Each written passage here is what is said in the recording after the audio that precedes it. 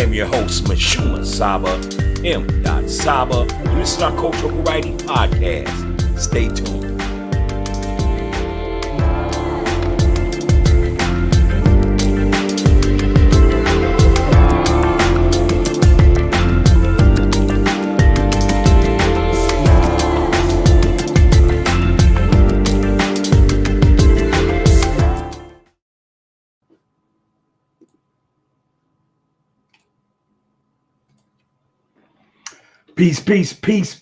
Peace, and welcome to Coffee Talk Podcast, Wednesday evening, afternoon, sports edition.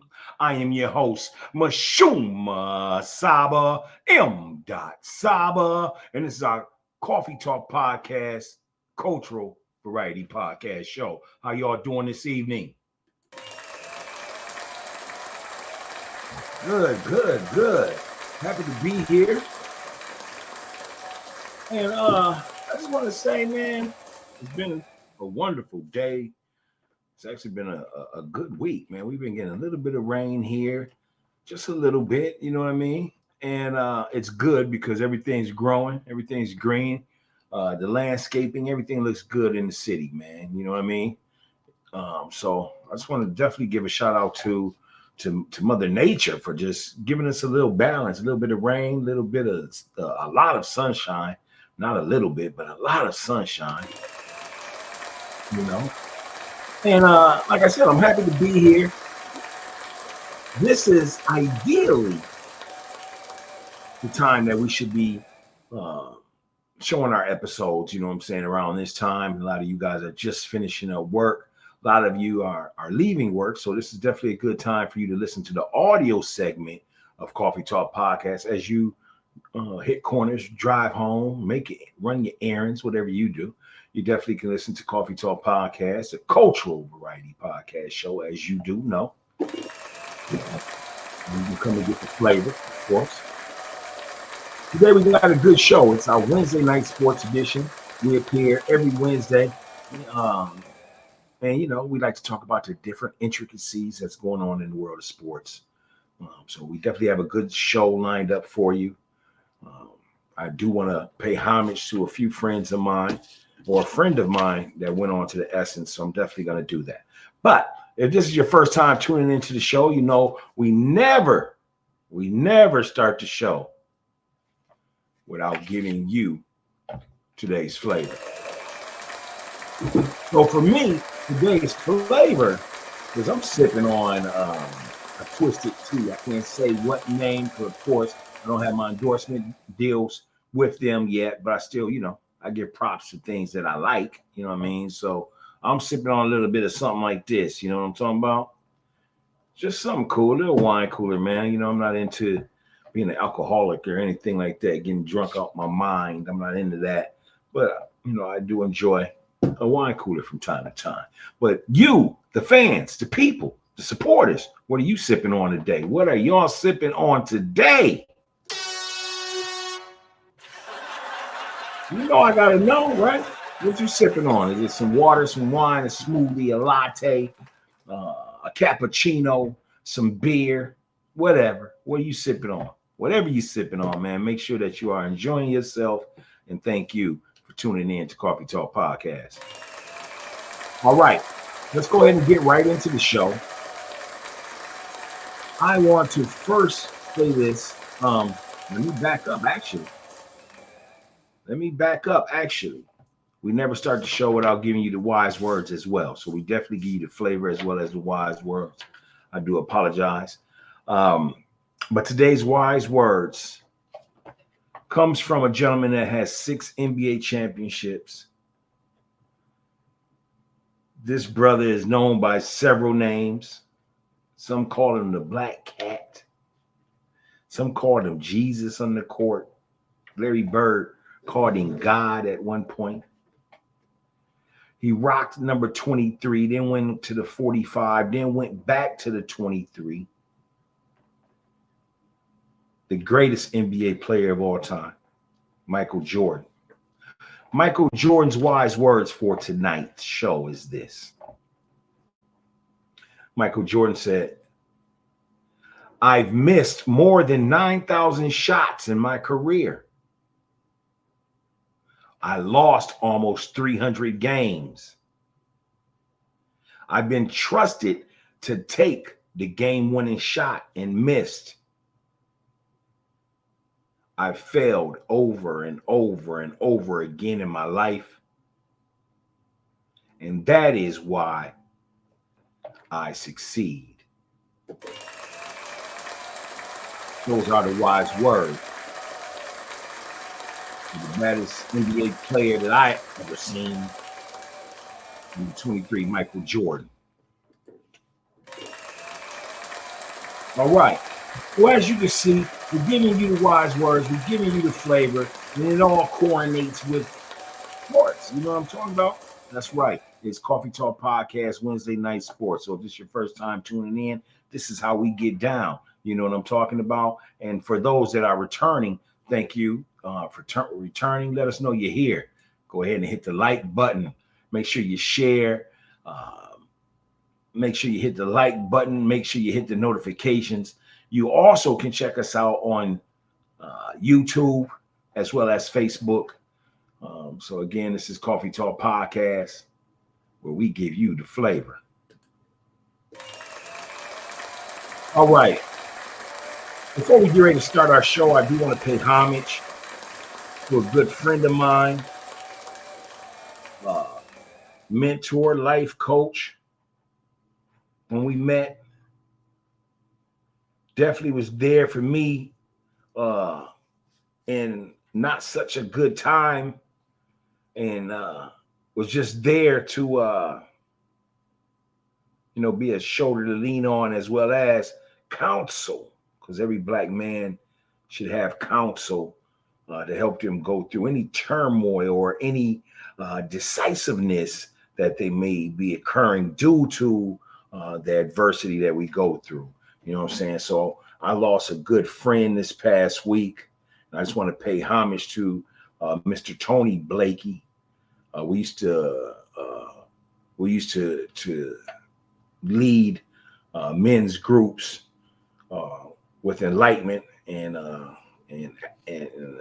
affirmations. You know what I mean? And so we used to lead a men's group. It was a great group of gentlemen. Hats off to those gentlemen as well. Hats off to Tony as he goes on in the essence, and may he rest in palaces, no doubt.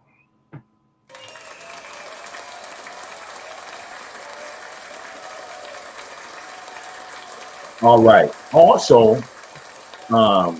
we lost another person that meant a lot to the sports world as well as his family. You know what I mean? We lost Joe Jellybean Bryant, who is also the father of Kobe Bryant. And Joe was born October 19th, 1954. And he went to the Essence July 16th, 2024. Joe Jellybean Bryant NBA career consisted of playing for the Philadelphia 76ers from 1975 to 1979, the San Diego Clippers from 1979 and 1982, and the Houston Rockets from 1982 to 1983. Joe Jellybean Bryant also had a coaching career that spanned from 1992 to 2015.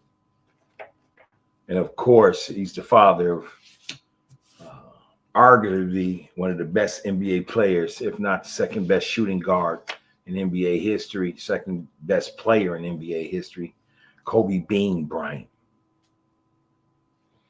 And today, because I knew that was going to be in this segment, I was looking at pictures of Joe Jellybean and Kobe, man. And, it was touching, man, especially the way things went about allegedly with the fact that they were reported they had differences towards the end.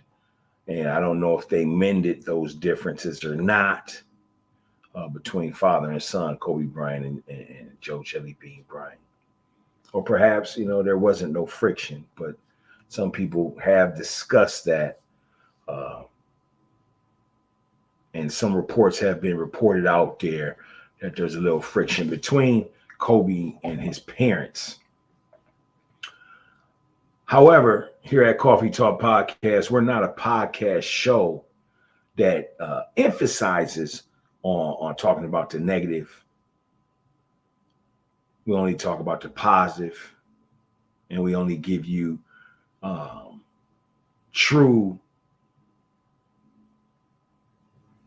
news that we share, that we feel will uplift others, provide encouragement, affirmations, allow our viewers, our supporters to be able to resonate our ancestors and our peers' stories with theirs, and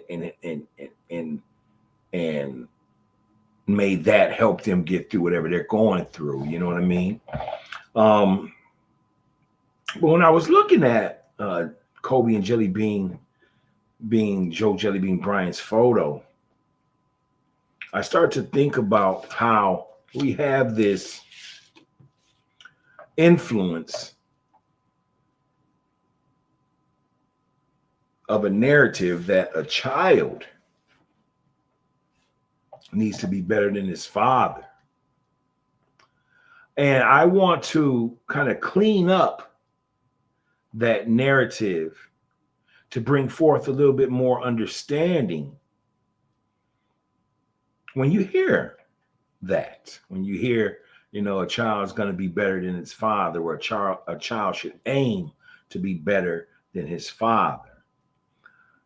In this particular era, when you hear something like that, the first thoughts are to be better must mean materialistically.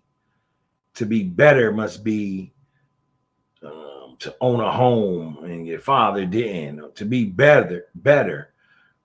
That is the narrative that is fed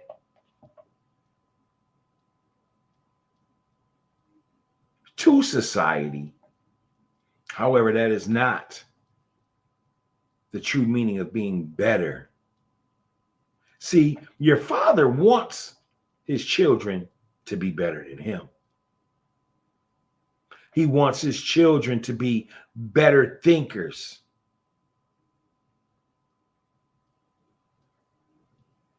He wants his children to be an ambassador towards manhood, especially that of Black males. He wants his child or his children to be a good husband, a good father. He wants best for his children or his child. This is what it's meant when you hear, I want my child or the child to be better than the father. It doesn't have anything to do with monetary. It has to do with character. It has to do with building integrity. It has to deal with having purpose, not being easily misled, being able to stand on your own, be able to guide yourself as well as others. When you say you want to be better than your father,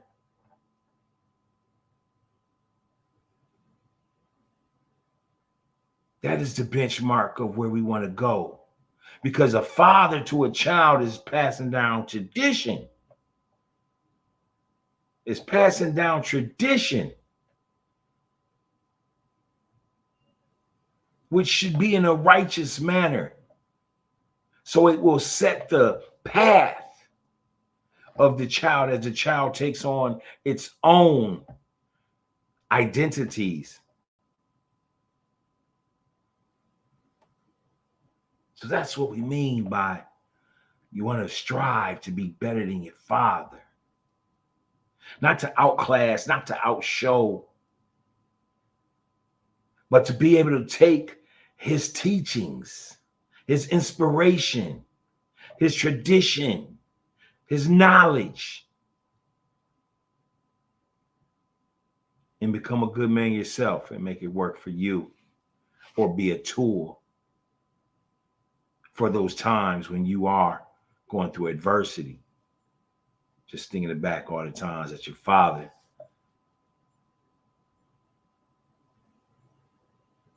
told you about certain scenarios. So those are my thoughts on coaching.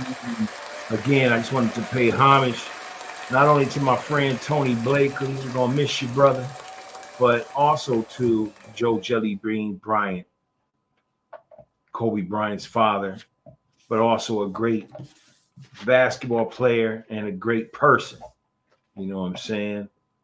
And again, if you are one of these sports guys that go out and collect collectibles or whatnot, there's possibly you're going to find basketball cards with Joe Jellybean Bryant in the Philadelphia 76ers uniform, San Diego Clippers, and the Houston Rockets. So hats off to Joe Jellybean Bryant.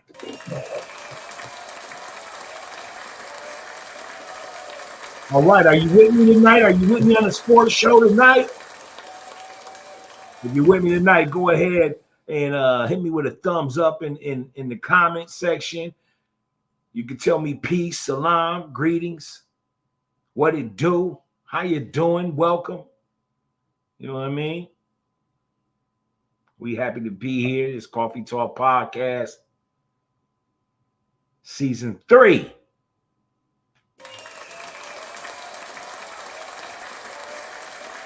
All right.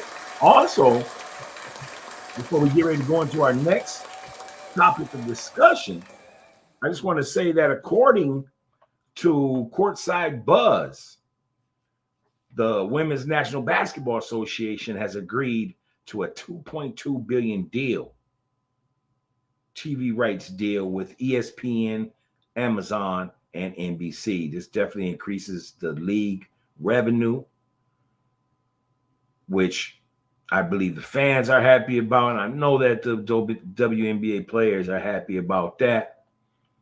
You know, it was not too long ago that we had the young lady playing, a lot of young ladies playing in other countries just to make up the money that they wasn't receiving in the WNBA. So it's definitely good to see the revenue increase, you know. And I don't want to just say that I think it's due to the Caitlyn girl. I think it's due to the last few draft classes. If you are a big supporter of women's college basketball, has had some stars entering into the league. You know, there's some great stars coming out of UConn, great stars coming out of South Carolina, great stars coming out of USC in the female basketball game, great stars coming out of Minnesota. So, you know, that's a good thing for women's basketball. I look forward to checking it out, man, seeing a little bit more marketing and seeing a few more games. You know, I don't watch too many sports games anymore, but I definitely want to check out the ladies WNBA and give it a shine. You know what I mean? All right. Moving right along. So we have SHAKUR Stevens. I don't know if a lot of you know who SHAKUR Stevens is, but he's from New Jersey, Newark, New Jersey. He is a professional boxer. He is the WBC lightweight champion at 135 pounds. He has a record of 22 wins, 0 losses, and 10 KOs. However, due to his lackluster performances, he's now been getting people have been giving him, nicknames such as pillow hands and stuff like that, because he's not in it for the knockout. and he doesn't take chances. More recently, Murder Mace and Killer Cameron, on their show, I forgot what the title is. I do apologize. I think it's called What It Is. That's what it is, or something like that. Big shouts out to them, though. Anyway, there was an issue where they were just doing their natural sports commentary. And they were talking about the last fight of Shakur Stevens, the fight against Artem Arutyanyan. It was a WBC championship fight last week on ESPN. And Shakur Stevens took the guy 12 rounds, or should we say it the opposite way? Artem Arutyanyan took Shakur Stevens 12 rounds. It was a very lackluster performance, to the point that people in the hometown of Shakur Stevens was leaving the auditorium early. You know, a lot of people are now, especially fighters in the business, are saying that he's boring. And they're starting to lose respect for him as a fighter, calling him pillow hands and stuff like that. Well, Shakur Stevens heard about Cameron and Mace saying that, or giving their input on the fight, I should say. And he got into his feelings. And the young man took it to the point where not only was he defending his feelings, but there were some idle threats mentioned as well. Well, since then, his manager, Jay Prince, has jumped in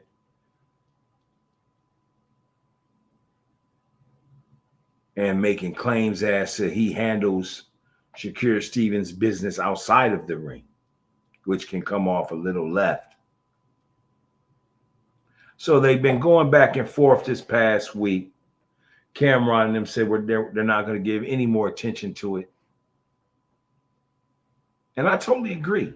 I agree. We shouldn't give any more attention to it. But as boxing fans and as sports journalists, you know, watching Shakur Stevens, his last 4 fights, I don't mind the young man taking those wins through decision.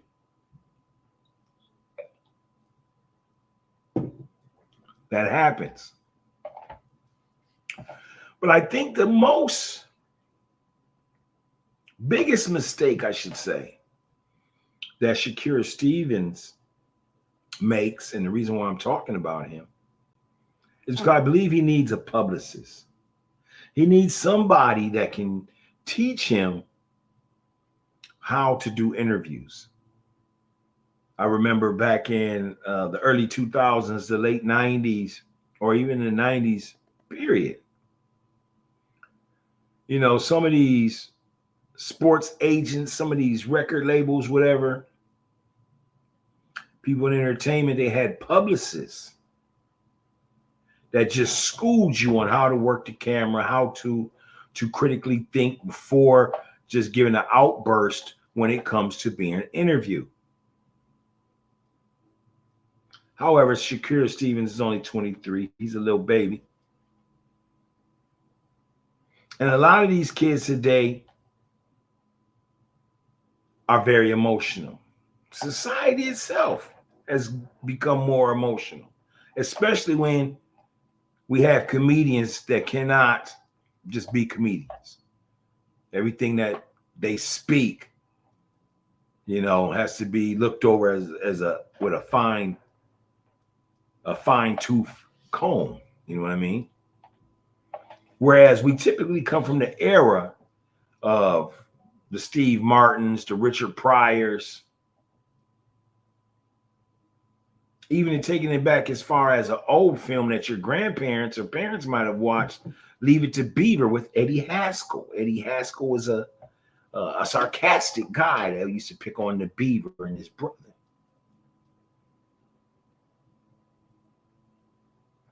But this era is so emotional.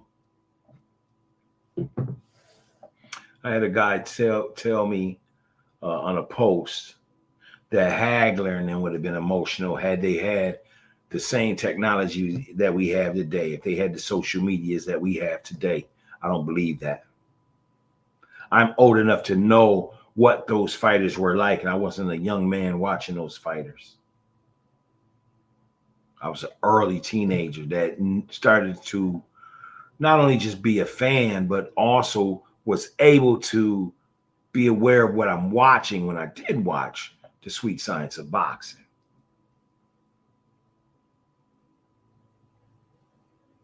People say that Shakur Stevens doesn't like to take chances. Some say he's the best defensive fighter. But when I think of defensive fighters, I think of guys that are getting hit, but know how to get up out of it. That is being so masterful on not taking a beating, but knowing how to counter and maneuver their way out of if they're cornered, or if a guy is landing a good body blow or two, how they recover during that time of the fight.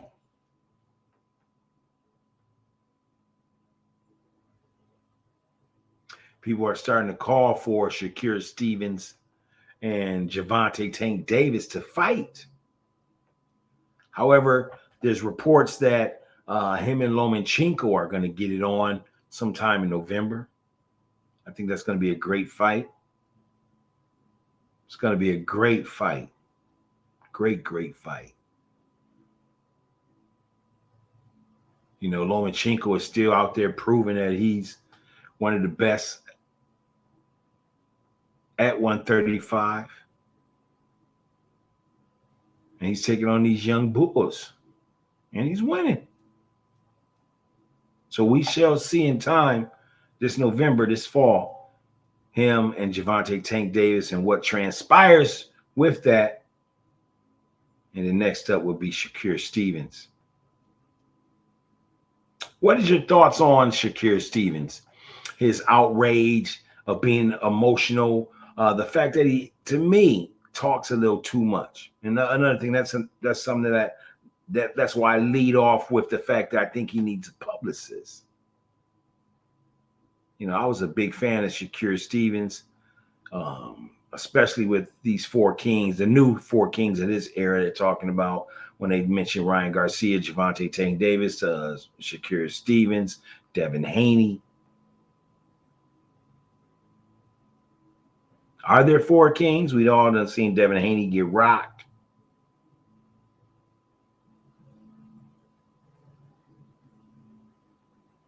Ryan Garcia still says he didn't take steroids or any enhancements, sports enhancements. However, he's been caught up. But what is your thoughts on it? What is your thoughts on Shakur Stevens? Is there four kings in this era? Is Shakur Stevens one of those guys? Who would you like to see Shakur Stevens fight next? Go ahead and leave that in the comments. Let us know what your thoughts are.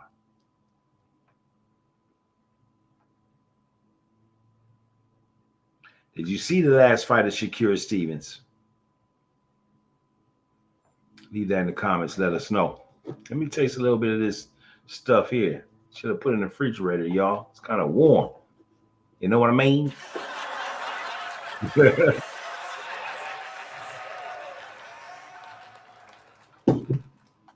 All right. Moving right along to our last segment.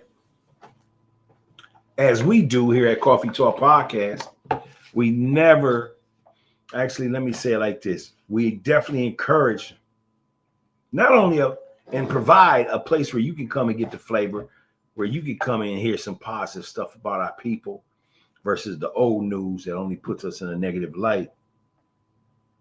But you also, we encourage reading. We encourage getting books for your children that they will like, that you can encourage them to read. We also encourage adults taking time out for yourself to just read a little bit, because it does help slow the possibilities of dementia, fight against it. Also builds your vocabulary and just keeps you mentally sound. So we definitely encourage reading here at Coffee Talk Podcast. All right. So as we get ready to end tonight's show, we want to talk about the first Black woman to win the Olympic gold. That's right, the first Black woman to win the Olympic gold. And one of the reasons why we're doing that is because we are getting ready for the Olympic Games in Paris. So we thought we would go ahead and do a short reading tonight. It's one paragraph. It's not going to last that long. So here we go. The first Black woman to win Olympic gold. The first Black woman to win Olympic gold, Alice Coachman Davis, was the only United States woman to win a gold medal in a track and field event at the 1948 Olympics. She set an Olympic record in the high jump with a leap of 5 feet 6 inches. Between 1939 and 1948, Coachman set a record for the most victories in the National AAU outdoor high jump without a loss at 10. She is a member of the National Track and Field Hall of Fame, the Helms Hall of Fame, the Tuskegee Hall of Fame, the Georgia State Hall of Fame, and the Bob Douglas Hall of Fame. Again, tonight, here at Coffee Talk Podcast, we would like to pay homage to one of our very own ancestors, Olympic gold, track and field, Alice Coachman Davis.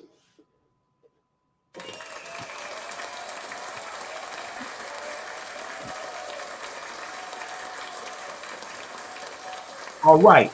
So with that being said, we'd like to go ahead and thank you for tuning into our show, Coffee Talk Podcast. If you haven't caught the show, you may probably catch it a little bit later. But again, we still appreciate you stopping by and getting that flavor, man. Make sure that you enjoy yourself this evening. Make sure that you stay sucker free, and make sure you have some time for yourself, some time to reflect, some time to build and strategize for the next morning. And, just keep being positive. So from me to you, I like to go ahead and throw up my universal peace sign. And I just like to say thank you for supporting the show. This is Coffee Talk Podcast, and I am your host, Mashuma Saba M. Saba. And this is our cultural variety podcast show. Peace.